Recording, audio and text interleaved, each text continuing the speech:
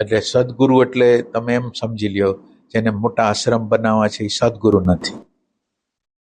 પછી જેને ગુરુ બનવું છે એ સદગુરુ નથી. પછી એને પોતાની આગળ કોઈ શક્તિ છે અને એ શક્તિના આધારે બીજાને શક્તિ બતાવીને જે જીવે છે એ સદગુરુ નથી. કારણ કે એ અણુ પરમાણુ સાથે છે, નિરાકાર તત્વ સાથે નથી. એને પોતાના શિષ્ય તૂટી ન જાય એના માટેની ચિંતા ફિકર છે, એ સદગુરુનું તત્વ નથી.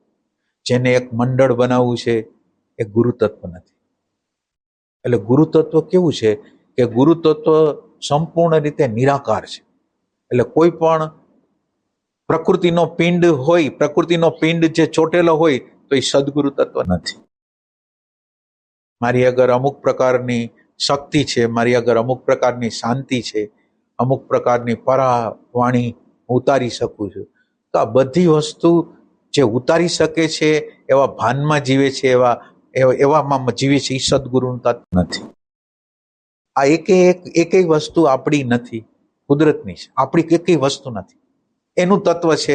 એટલે એને હું મારા નામે, મારી અંદર પ્રજ્ઞાનું તત્વ હોય તોય મારું નથી.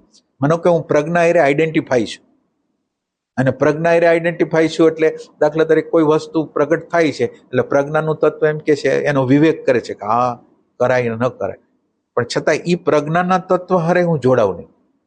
પ્રજ્ઞાનું તત્વ ભલે અત્યારે જરૂરી છે તો હું એનો ઉપયોગ કરું, પણ એ પ્રજ્ઞાના તત્વને ફેંકવા માટે, કારણ કે પ્રજ્ઞાનું તત્વ ક્યારે પ્રગટ થાય છે કે દ્રષ્ટા અને દ્રશ્ય બે દ્વૈત હોય, ન્યાય અને પ્રગટ થવું પડે.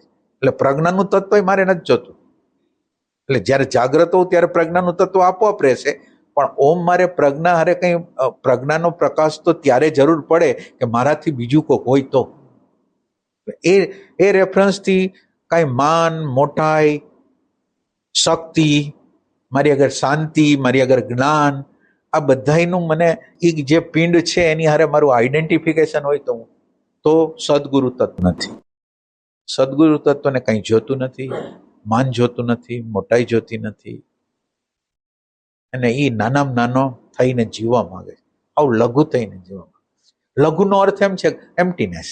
લઘુ એટલે લઘુનું અલ્ટિમેટ સ્વરૂપ છે કાંઈ નહીં.